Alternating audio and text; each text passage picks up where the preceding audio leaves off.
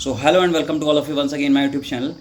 I'm your host and दोस्त advocate Gopal Sharma. आज मैं इस वीडियो में बात करने वाला हूँ लीगल नोटिस क्या होते हैं। लीगल नोटिस एक पक्ष के द्वारा दूसरे पक्ष को भिजवाया जाता है, या फिर ये कह सकते हैं आप एक एडवोकेट के द्वारा एक पक्ष किसी दूसरे पक्ष को लीगल नोटिस भिजवा सकता है।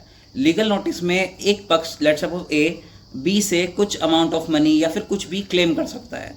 कहने का मतलब ये है कि एक परेशान पीड़ित व्यक्ति किसी दूसरे व्यक्ति को लीगल नोटिस भिजवा सकता है अपने एडवोकेट के माध्यम से।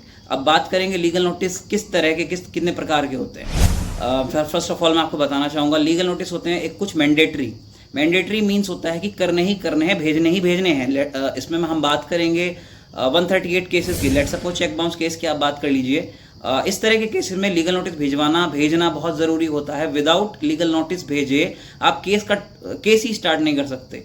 और मैं आपको एक चीज़ बताना चाहूँगा, लीगल नोटिस ऐसे ही नहीं कोई व्यक्ति हर कोई नहीं भेज सकता, कोई लेमैन नहीं भेज सकता, कोई आम आदमी लीगल नोटिस नहीं भेज सकता। लीगल का मतलब है कानूनी और नोटिस का मतलब है सूचना। कानूनी सूचना दी जाएगी एक वकील के माध्यम से।